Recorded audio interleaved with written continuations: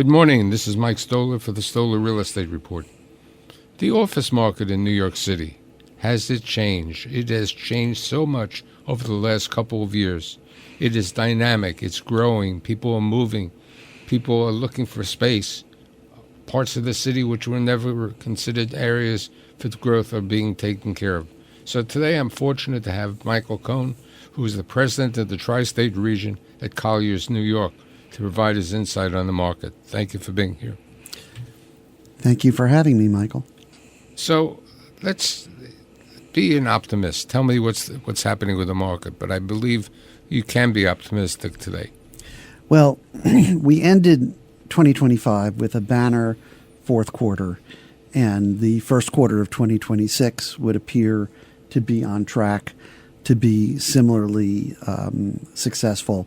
And I'm talking, of course, from the perspective of the investment and the landlord community here in New York City. We saw very substantial leasing activity and absorption. It's really something of a perfect storm. If I go back to my, economics 1A lessons of supply and demand, we've got increasing demand, shrinking supply, and as we all know, that leads to higher pricing.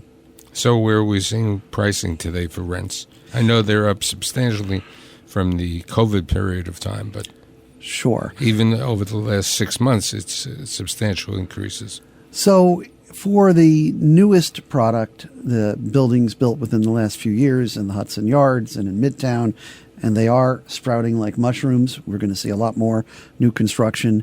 You're talking about not just triple digits, but multiple triple digits. It's no longer uncommon to hear about leases with rents in the 200 plus range, and very common to see leases of between $100 and $200 a foot. So what happened to the cheaper rents in the city of New York? Well, they're still around. Of course, the downtown financial district offers a lot of bargains, and we still have B and C quality buildings that are offering places for the average tenant that can't afford to pay $100 a foot or more. And there's plenty of that inventory out there. What's happening with concessions for tenants? So it's an interesting question. There are really two main kinds of concessions, the improvement allowance and the abatement. And we've started to see abatement periods gradually shrink. Back in 2025, the rule of thumb was you get a month free for every year of term. So five months on a 5-year lease, 10 months on a 10-year lease, sometimes rounded up to 6 and 12 instead. But we've started to see that shrink, and there's definitely downward pressure on abatements. On the other hand, improvement allowances are very sticky these days because the average tenant, and I'm not talking about the major financial institution or the big law firms. Right. The average tenant doesn't want any part of building out his space anymore.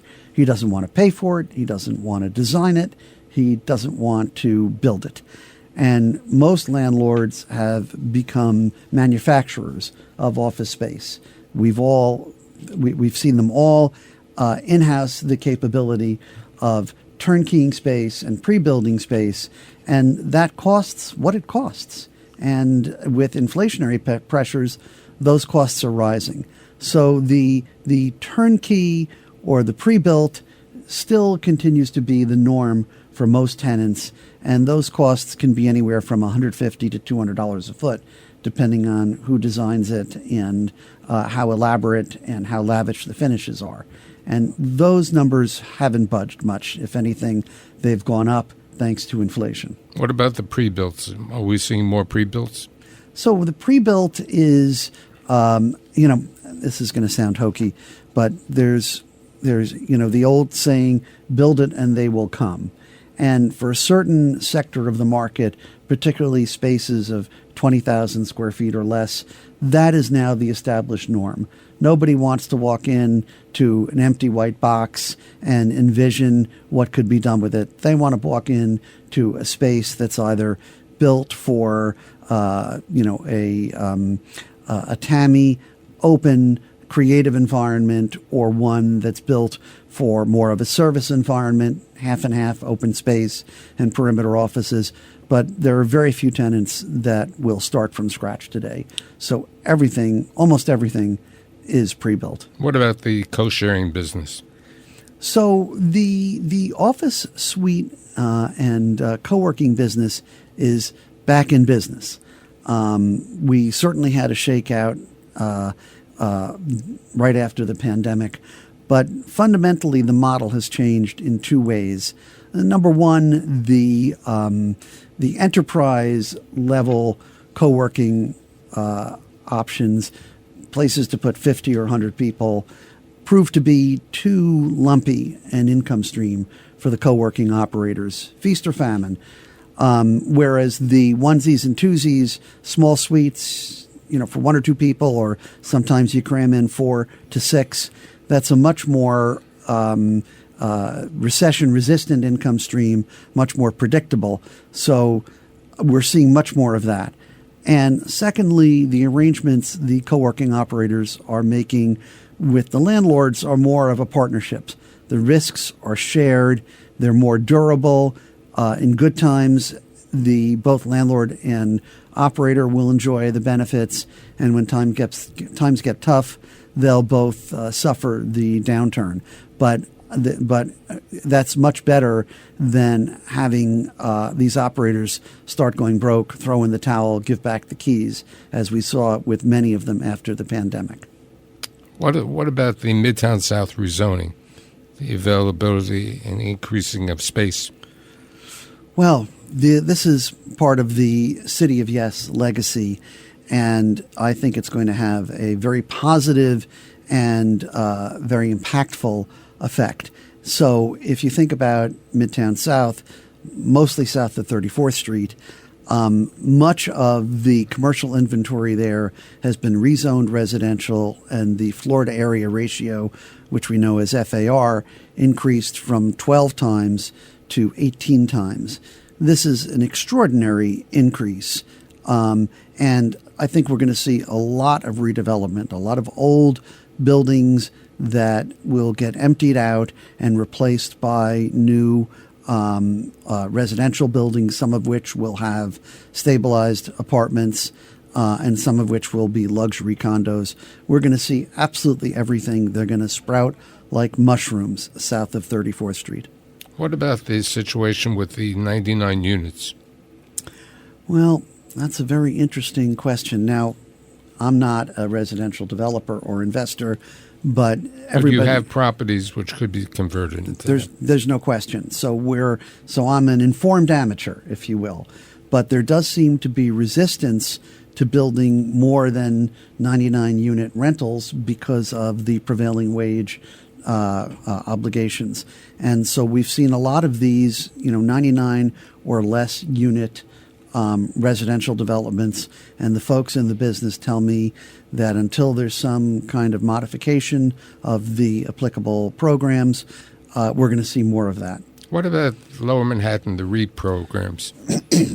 So Lower Manhattan continues to have the largest oversupply of inventory. It's still over 17% availability, and that's down from 18.5% a year ago. So while it's made good progress and the leasing volume was over 2 million square feet in the fourth quarter of last year, more than double previous quarters, there's still a lot of wood to chop and oversupply. And I think anything that will attract tenants downtown will be helpful. I do believe that if current trends continue, downtown will find itself being the last remaining refuge for the cost-conscious tenant. Excellent quality properties at a fraction of the price in Midtown and Midtown South, but that will require a continued tightening in Midtown and Midtown South. So we'll see. We'll see. What about Hudson Yards? What do you see going there?